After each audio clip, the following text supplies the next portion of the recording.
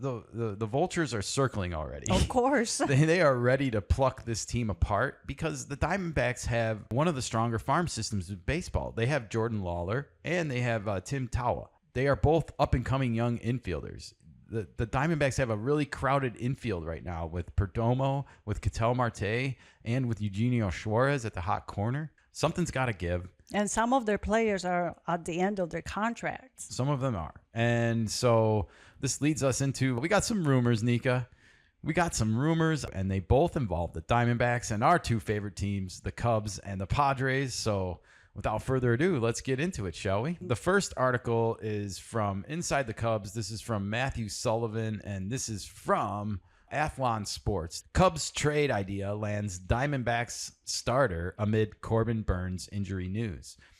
So Matthew Sullivan here is basically assuming that because the Diamondbacks have lost Corbin Burns for the year, that they cannot anyhow compete in this division. But let's read on his proposal to hear what he has to say. The Chicago Cubs have a clear need to address by the time the trade deadline comes around. They need more starting pitching. Hey, who doesn't, Nick? Good question. With Justin Steele done for the year, Javier Assad a ways away from returning, and Shota Imanaga banged up, the Cubs need to add a new starting pitcher. And yeah, just to recap there, we obviously have Justin Steele out for the year with his Tommy John. Or I'm sorry, it's not a Tommy John, but it's a Tommy John. Javier Assad, I think, has a oblique that has gone all the way back for a while. And if he's not close right now, then that must be a serious injury. And then, of course, we have Imanaga with the hamstring that he tweaked a couple weeks back in Milwaukee himself. And no word yet on like when he's going to be close to returning, though he has been throwing this whole time. So shouldn't need to get too loose. Let's continue the article. For this trade idea, the Cubs call up the Arizona Diamondbacks for starting pitcher Zach Gallen. After staff ace Corbin Burns suffered a season-ending injury that will result in Tommy John surgery, according to Jeff Passan, the Diamondbacks will be open to moving their assets.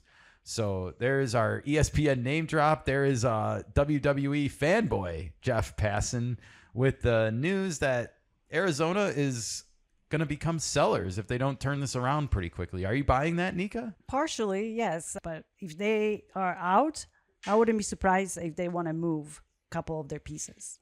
Yeah, I think the Diamondbacks for me are one of the biggest surprises in baseball this year. That's true as when well. It comes to what their record is, just alone. When you look at the talent up and down the roster, especially when the season started, for some reason I just don't think they got the memo that things were amplified up this year because, of course, the Giants and the Padres both had hot starts, and the Dodgers are just being the Dodgers, right? They're not necessarily playing out of their mind.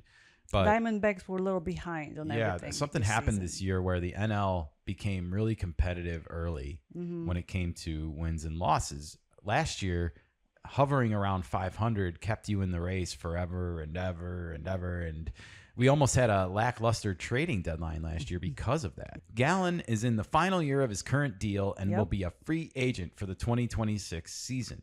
The return for Gallen in this trade idea costs the Cubs top 10 prospects, right-handed pitchers Brandon Birdsell and Jackson Wiggins. So that not only do the Cubs land Zach Gallen, who is the ace of the Diamondbacks, though I would say Corbin Burns got a higher pedigree when he's healthy. Merrill Kelly has also been decent this season. He's been okay, yeah. I mean, I think that's just been the problems with the Diamondbacks is they've unfortunately just been okay, you know, as a team. Up and down the board, pitching and offense. They haven't excelled in one or the other like the Dodgers and the Padres have enough to keep them competitive and above board. Anyways, Birdsell is the Cubs' 7th-ranked prospect, while Wiggins is the team's 9th-ranked prospect.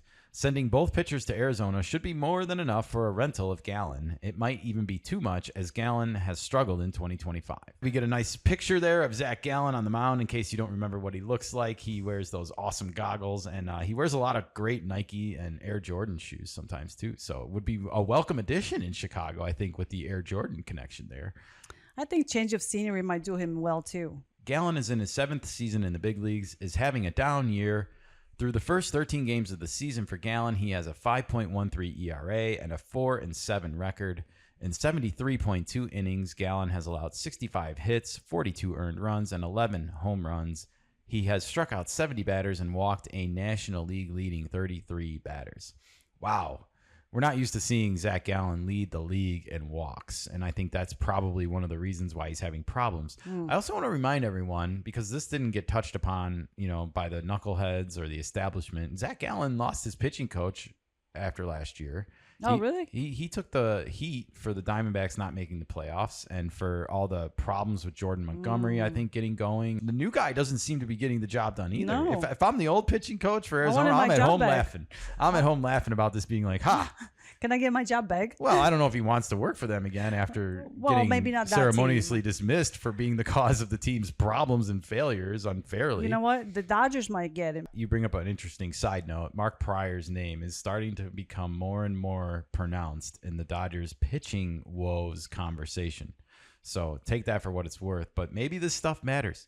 Maybe who's running your organization and your organizational philosophy matters. Gallen turns 30 in August and becomes a free agent after the season, the ultimate rental player from the trading deadline, Nika. The veteran right-hander is in the final year of his current deal and is making $13.5 million.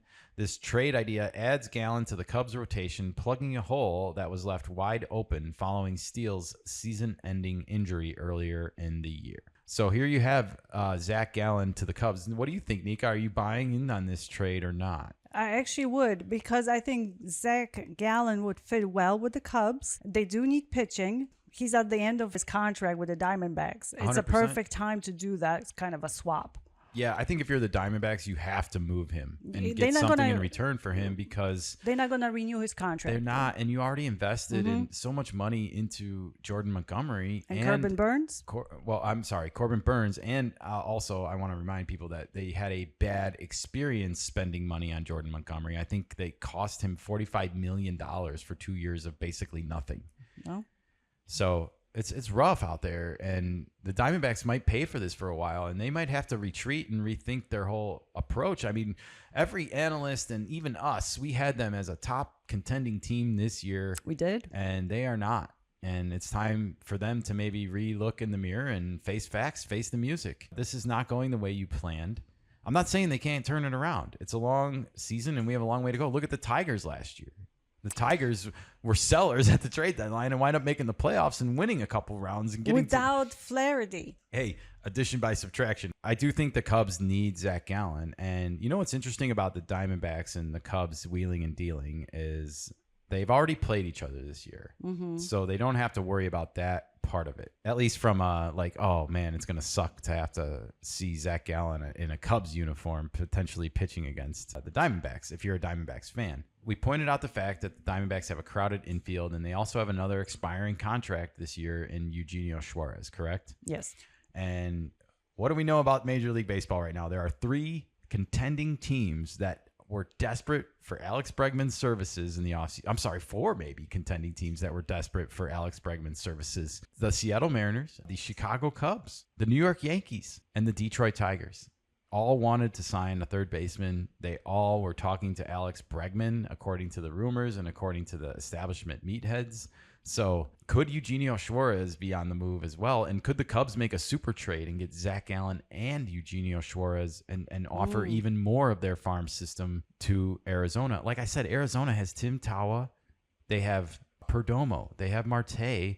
And they have Jordan Lawler. They have a stacked mixture of veteran and young infielders. They don't necessarily need Suarez. He's not a high contact hitter. He is power, but his average has been hovering around 200. That's not very good.